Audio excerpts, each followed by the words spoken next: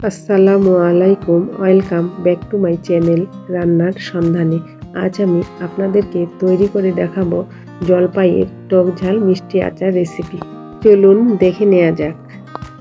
আমি এখানে 1.5 কেজি জলপাই নিয়েছি। জলপাইগুলো পরিষ্কার করে ধুয়ে নিয়েছি। এখন জলপাইগুলো একটু সিদ্ধ করে নিব। চুলায় আগে থেকে পাত্রে পানি দিয়ে বসিয়ে দিয়েছিলাম। পানিটা ফুটে উঠেছে। এবার ধুয়ে রাখা জলপাইগুলো দিয়ে দিচ্ছি।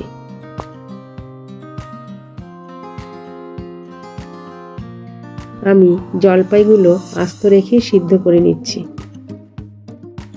আপনারা চাইলে কেটে নিয়েও সিদ্ধ করতে পারেন, তবে বেশি সিদ্ধ করা যাবে না। এবার দিয়ে দিচ্ছি 1/2 টেবিল চামচ লবণ। এখন জলপাইগুলো ভালোভাবে নেড়েচেড়ে দিতে হবে।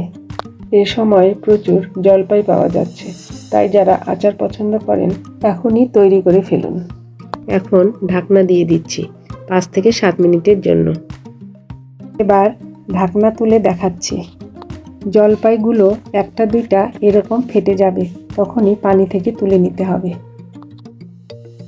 এখন জলপাইগুলো পানি থেকে তুলে নিচ্ছি। আমার সবগুলো জলপাই তুলে নেওয়া হয়ে গেল। এখন ঠান্ডা হতে দিব। চুলায় ফ্রাই প্যান বসিয়ে দিয়ে দিচ্ছি 2 টেবিল চামচ গোটা ধনিয়া। দিচ্ছি 7 থেকে 8টি শুকনা মরিচ। এবার নেড়ে চেড়ে ভেজে নিতে হবে। দিচ্ছি 2 টেবিল চামচ পাঁচফোড়ন।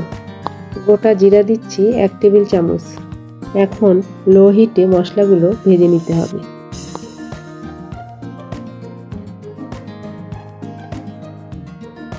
ভেজে নেওয়া হয়ে গেছে, এখন নামিয়ে ফেলছি। এবার বাটিতে সিদ্ধ করে রাখা জলপাইগুলো ভেঙে নিব।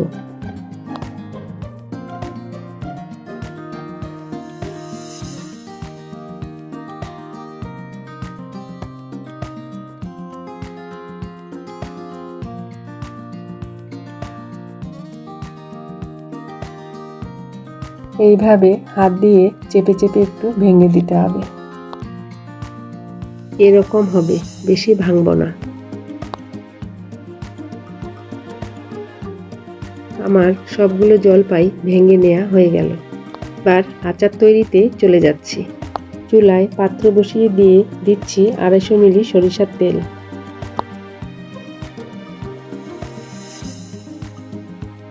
দিয়ে দিচ্ছি 3 থেকে 4টি শুকনো মরিচ।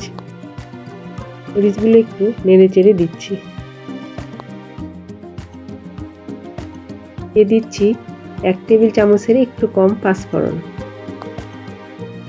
এবার পাঁচফোড়নটা একটু নেড়ে চেড়ে ভেজে নিতে হবে।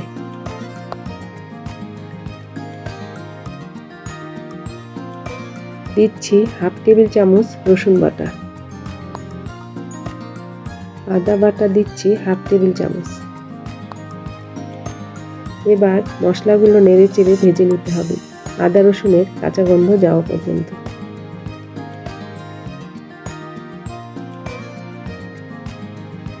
এখন এর মধ্যে দিয়ে দিচ্ছি ভেঙে রাখা জলপাইগুলো। এইভাবে হাত দিয়ে তুলে দিতে হবে। যদি ঢেলে দেন তাহলে গরম তেল ছিটিয়ে গায়ে পড়তে পারে, তাই এভাবে দিচ্ছি।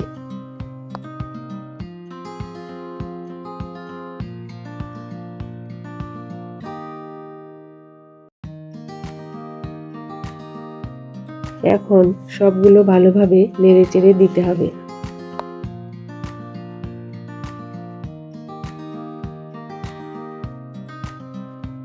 জলপাইগুলো এভাবে নেড়েচেড়ে ভেজে নিতে হবে কিছুক্ষণ। দিচ্ছি 1/2 টেবিল চামচ লবণ। হলুদ গুঁড়া দিয়ে দিচ্ছি 1/2 টেবিল চামচ। মরিচের গুঁড়া দিয়ে দিচ্ছি 1/2 টেবিল চামচ। এবার ভালোভাবে মিশিয়ে নিতে হবে।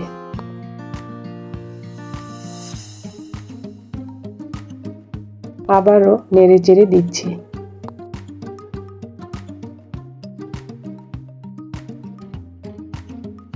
দিয়ে দিচ্ছি 1/2 কাপ আখের গুড়।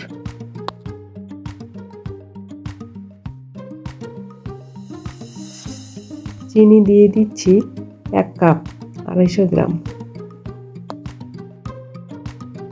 এখন চিনি আর গুড় জলপাইয়ের সঙ্গে ভালোভাবে মিশিয়ে নিতে হবে।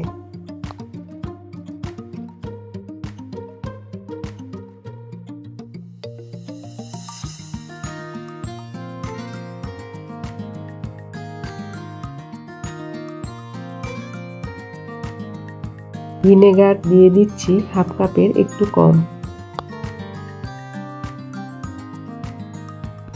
এবার ভিনেগার জলপাইয়ের সঙ্গে ভালোভাবে মিশিয়ে নিচ্ছি।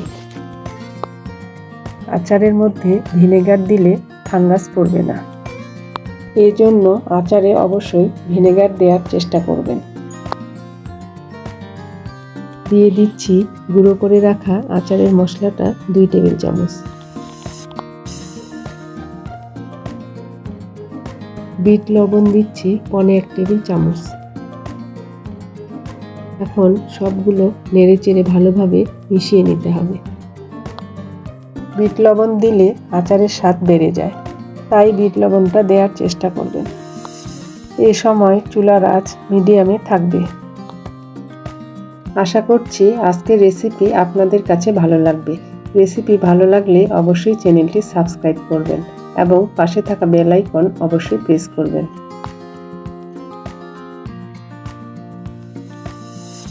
এখন আচারের বাকি মশলাগুলো দিয়ে দিচ্ছি।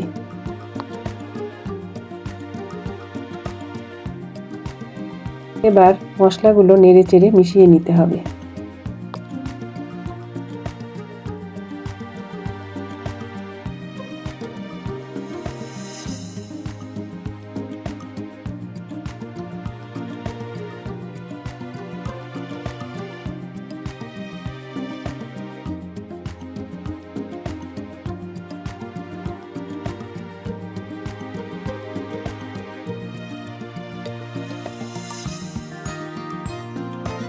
দেখেন কত সুন্দর কালার হয়েছে আর দেখতে কত লোভনীয় লাগছে।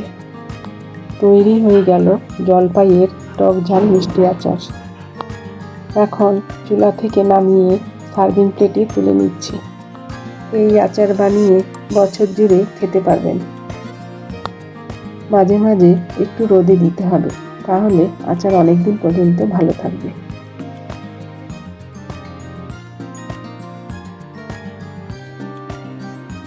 ভিডিওটি দেখার জন্য সবাইকে ধন্যবাদ।